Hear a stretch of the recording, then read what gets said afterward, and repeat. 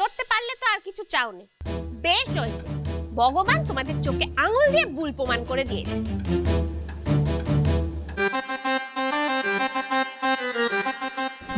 বাবা, ধরা পড়িনি এই অনেক।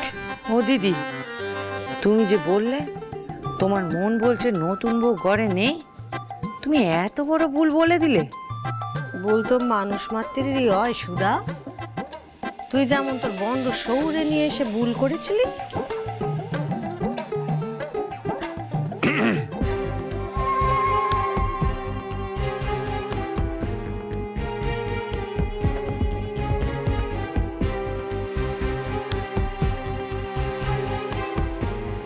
স্কুল কেমন হলো?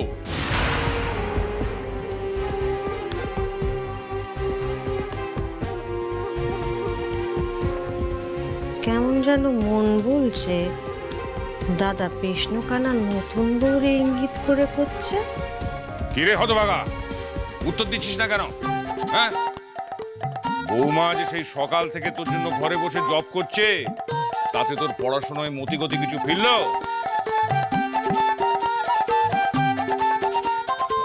ভয় পেয়ে গেছিলাম। বাবার প্রশ্ন শুনে মনে হচ্ছিল বাবা প্রশ্নটা আমাকে না বউকেই করছিল। ও আমায় বলছেন? তা নয় তোকে আমি গুরুদেবকে বলছি। না না, তাকে আবার সিলেট থেকে ডাকা কেন? আমিই বলছি, অনেক কিছু শিখেছি বাবা। কি শিখলি বাচ্চা? আমক মুরত থাকে তো সোজা হয়ে দাঁড়া।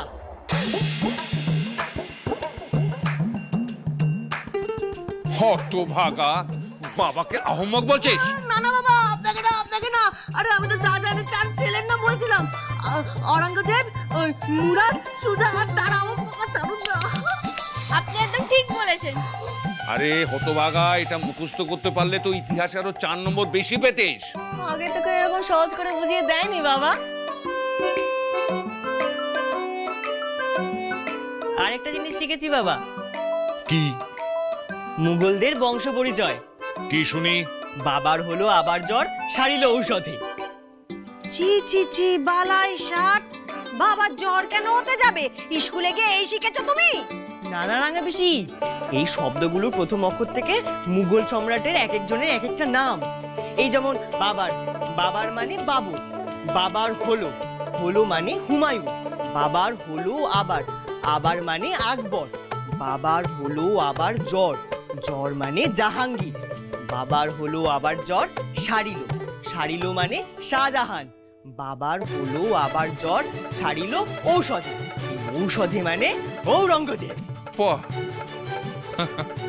জীবনে এই প্রথমবার পড়াশোনার বিষয়ে মজা করে কথা বলতে শুনছি তো, তারপর ঠিক ঠিক উত্তর। একদিনে এত মতি! যাক বাবা, গুরুদেবের মন্ত্রে তাহলে কাজ দিয়েছে। আমি ক্লাসে পড়া পারি না কারণ আমাকে কেউ এত সহজ করে বোঝায় না বাবা। তা এবার কে বোঝা? আমার বউ। বউ মানে? তোর বউ কি করে স্কুলে গিয়ে তোরে পড়াশোনা শেখালো? মানে আমার বউয়ের ঠাকুরপো, আমার নতুন সহপাঠী। তাই বল।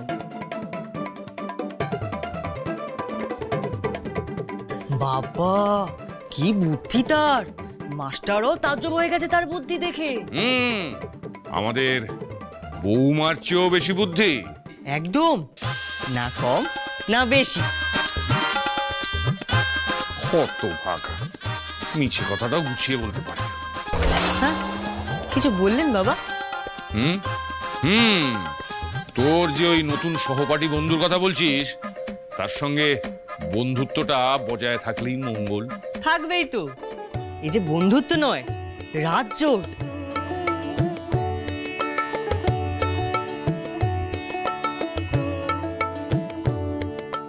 উনি সবার সামনে সত্যিটা বলে ফেললেন। ও দিদি, মানকে তো লেখাপড়ায় বেশ উন্নতি হয়েছে গো। তবে কি আমিও একখানা বিদেন চাইবো গুরুদেবের কাছে আমার আদার জন্যে। তাহলে তো আগে আদার বিয়ে দিতে হবে, নইলে মন্তর খান পড়বে কে? তুই বরং এক কাজ কর, নতুন বউয়ের কাছ থেকে মন্ত্রখানা শিখে নে, তারপর জামাইয়ের জন্য সেইটে পর। তাইতে যদি এই বুড়ো বয়সে এসে ওকালতির পরীক্ষায় উতরতে পারে সে। সবই গুরুদেবের কৃপা। না না বড় মা, সবই আমার বউয়ের কৃপা। মানে আমি বলতে চাইছিলাম, এই যে বউ আমার গুরুদেবের বিধান মেনে কত জব টপ করলো ঘরে বসে, তারই ফল পাচ্ছি আর কি। তা যিনি বিধান দিলেন তার আশীর্বাদও তো নেওয়া দরকার। তাকে এখন কোথায় পাবেন বাবা? তিনি তো এখন সিলেটে।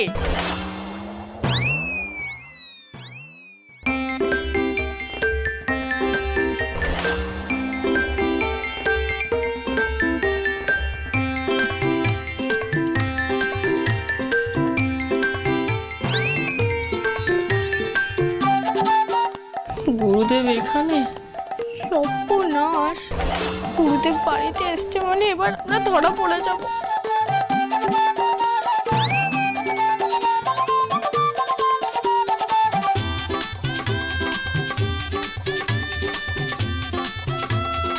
ধরা পড়ে গেলাম নাকি বউ?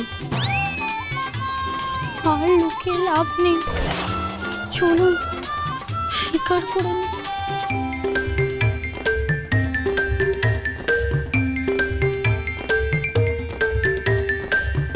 বাবা, আমার আপনার সাথে একটা কথা আছে।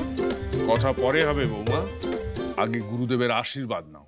মানকে তুই একটু বেশি করে নে। হুম।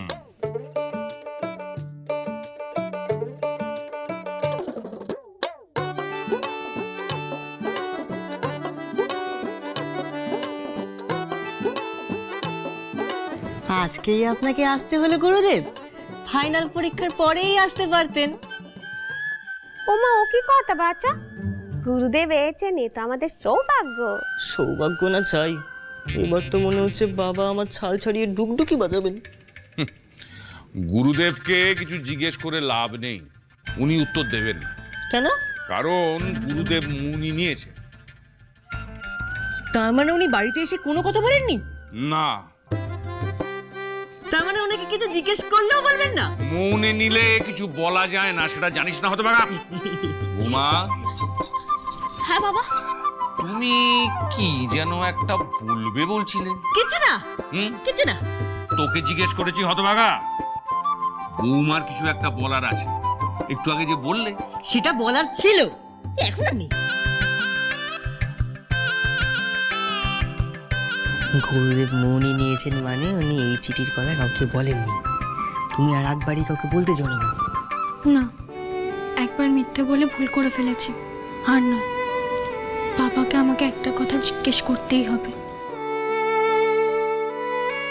বাবা, আমার একটা কথা ছিল। বলো বৌমা। মিছে কথা বলা আর সত্যিটা লুকিয়ে যাওয়া দুটোই কি পাপ? দেখো বৌমা, আমাদের সুবিধের জন্য আমরা দুটোকে আলাদা করতে চাইলেও দুটোই কিন্তু এক। কিন্তু কারো সুদূর ভবিষ্যতের ভালোর জন্য এবং কারো ক্ষতি না করে যদি আমরা সত্যটা গোপন করি, সেটা পাপ বা অপরাধ নয়, বরং সেটা ভালো।